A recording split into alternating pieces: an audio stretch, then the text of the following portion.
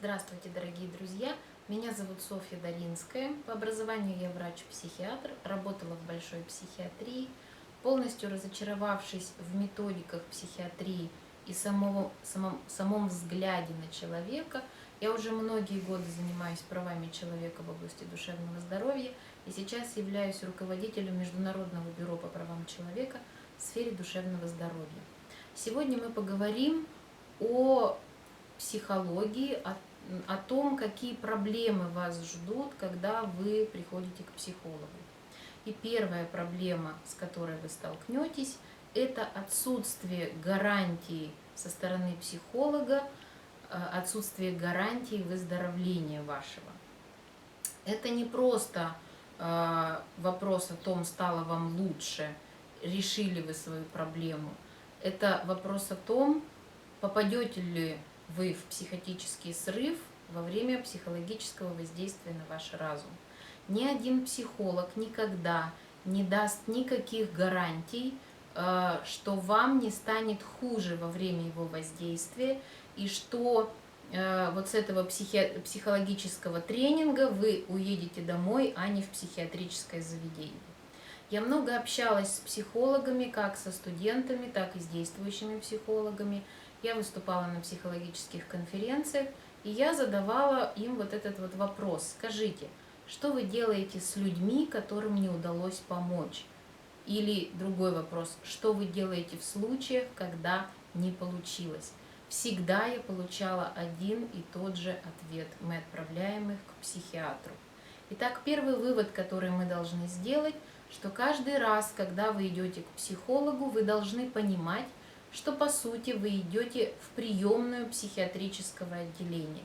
И уйдете ли вы домой или вас, грубо говоря, поднимут наверх в закрытое отделение, это вопрос случая, 50/50.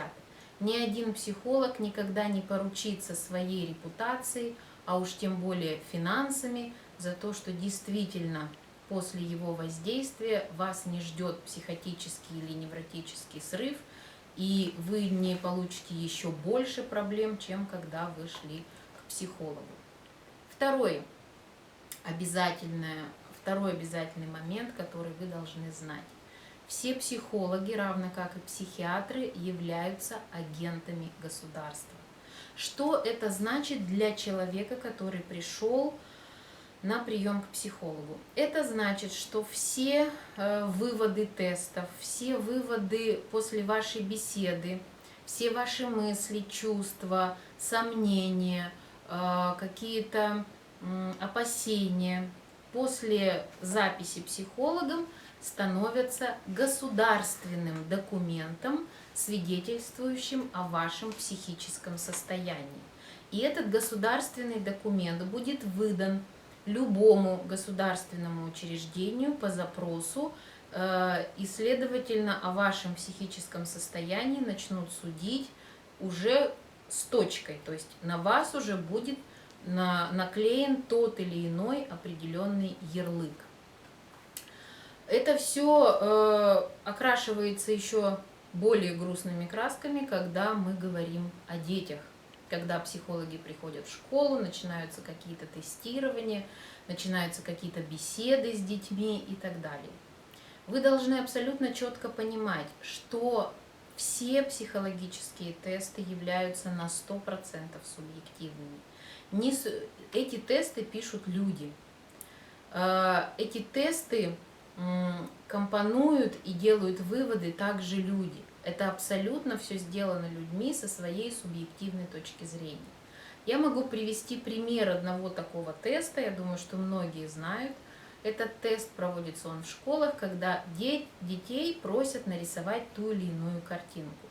Так вот, после такого теста были вызваны родители одного первоклассника, дело было в Санкт-Петербурге, и на таких уже повышенных тонах родителям было рассказано, что их сын склонен к самоубийству, первоклассник, и что срочно нужно его направлять к психиатру. Отец ребенка спросил, на каком основании был сделан этот вывод, и психолог сказала, что ваш ребенок нарисовал рисунок черным карандашом. Папа пошел домой и спросил у своего сына: сынок, скажи, пожалуйста, вот вас просили нарисовать рисунок, почему ты нарисовал его черным карандашом? На что сын отвечает: папа, я сижу на последней парте, карандаши выложили к доске, и пока я дошел от последней парты до доски, все карандаши всех цветов дети разобрали, мне остался один черный, вот пришлось рисовать рисунок черным карандашом.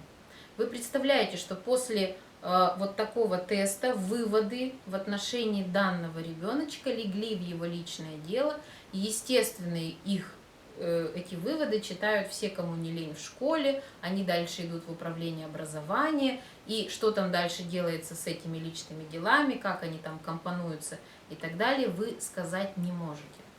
Что можно сделать для того, чтобы оградить себя и своего ребенка от таких проблем?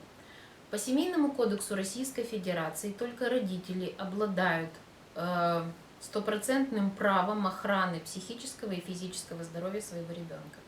Вы имеете право прийти в школу и написать бумагу о том, что вы запрещаете без вашего письменного согласия и личного присутствия производить с вашим ребенком какие бы то ни было психологические действия.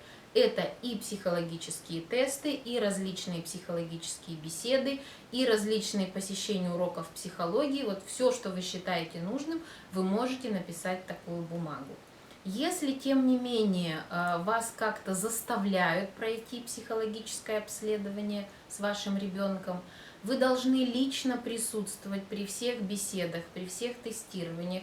Вы должны читать те экспертизы, а я бы назвала их просто мнения психологов, которые они пишут в отношении ваших детей. И если вы не согласны, вы должны под этим психологическим заключением написать, что данное мнение является субъективным, вы с ним не согласны, подпись родителя такого-то. То есть это сразу вносит определенный конфликт в эту уже официальную бумагу, и вы хоть как-то в дальнейшем сможете регулировать вот эти вот отношения. Более того, учитывая вот это положение Семейного кодекса, вы имеете право изымать эти психологические тестирования из дела своего ребенка. Просто забираете и говорите, что я не хочу, чтобы эта бумага была в деле моего ребенка, она его клеймила, она его как-то ущемляла в правах, потому что вы понимаете, что с приходом в школу психологов именно они дали учителям хорошее оправдание, что есть необучаемые дети, и если еще в мое время учителя с троечниками и двоечниками сидели после уроков, то сейчас психологи всем рассказали, что есть так называемые необучаемые дети, у учителей жизнь трудная, и, естественно, им гораздо легче спихнуть их в D или в G класс, и после этого в школе начинаются конфликты, естественно, детей из этих отселенных классов начинают все травить, их там уже хуже учат. Я слышала от директоров школ в Екатеринбурге в 2011 году, что этим детям уже там начинают назначать изменяющие сознание препараты, якобы корректируя какое-то их поведение или учебные расстройства и так далее. То есть вы должны понимать, что вот эти вот бумаги, они могут просто сломать жизнь вашему ребенку. Что же делать в ситуации, когда действительно нужна помощь стороннего человека, когда нужен совет, какой-то нравственный совет, когда действительно ваша жизнь требует вот какого-то более умного наставления, более мудрого наставления. Единственное решение, которое есть здесь, вы должны прийти к священнику своей церкви. Я сейчас не говорю, какой конкретно, это может быть мулла, это может быть раввин, это может быть святой отец, неважно кто. Потому что только священники обладают правом тайной исповеди, и то, что вы говорите священнику, оно не может быть с юридической точки зрения разглашено. И когда вы идете к священнику, все, что вы ему говорите, все свои переживания являются отныне тайной. Священники не являются агентами государства, и вот здесь каждый человек может быть действительно защищен, и может быть спокоен за то, что на него не будет наклеен какой-то ярлык. И последнее замечание, которое я хочу сделать. В последнее время в некоторых церквях появились так называемые священники-психиатры. Опасайтесь таких людей. Религия и психиатрия – это две диаметрально противоположные точки зрения на человека. Религия признает человека творением Божьим, духовным существом. Психиатрия же говорит о том, что человек является животным, и мозг производит мысли так же, как почки производят мочу. Это высказывание психиатров о человеке. Следовательно, когда вы видите человека, который в одном лице является и священником, и психиатром, вы видите вконец запутавшегося человека, который так и не разобрался сам в себе, кто же он, на какой же точке зрения он сам стоит, священник он или психиатр. Но если уж человек сам в себе не может разобраться, он так и не может понять, о чем же говорит психиатрия и о чем говорит религия, то, мне кажется, очень наивно думать, что этот человек поможет вам в ситуации жизненной, когда вы стоите на перепутье, когда вы, может быть, запутались, и вам нужно действительно какое-то стабильное направление, чтобы справиться с какой-то ситуацией.